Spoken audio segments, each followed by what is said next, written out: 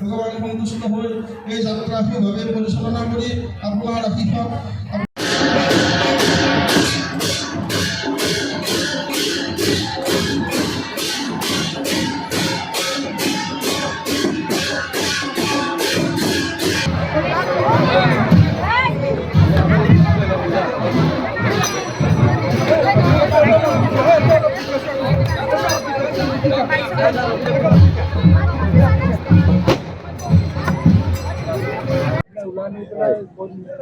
আজি দৌলগোবিন্দৰ অন্তিম দিন আৰু আজি প্ৰভুক লৈ যোৱা হৈছে দিনক্ষেত্ৰলৈ।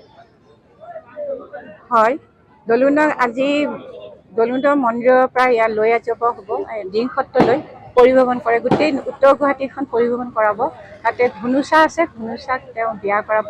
বিয়া কৰাৰ পিছত তেওঁ দৌলগোবিন্দ বাবাক আকৌ লৈ আহিব। লৈ আহি পেলাই উত্তৰ গুৱাহাটীৰ পৰা দিহিংসত্ৰৰ পৰা আকৌ ৰজাদৌললৈ লৈ আহিব দৌলগোবিন্দ মন্দিৰত। তাতে আকৌ হেঙাৰ ধৰিব।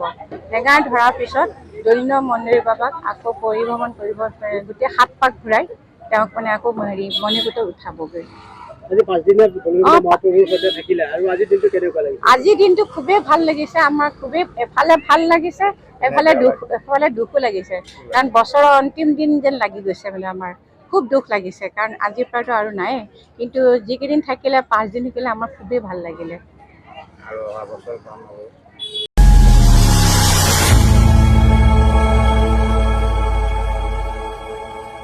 খবৰৰ আঁৰৰ খবৰ, ব্ৰেকিঙৰ হুলস্থুলৰ মাজত ৰৈ যোৱা সমাজৰ নেতিবাচক বহু খবৰ।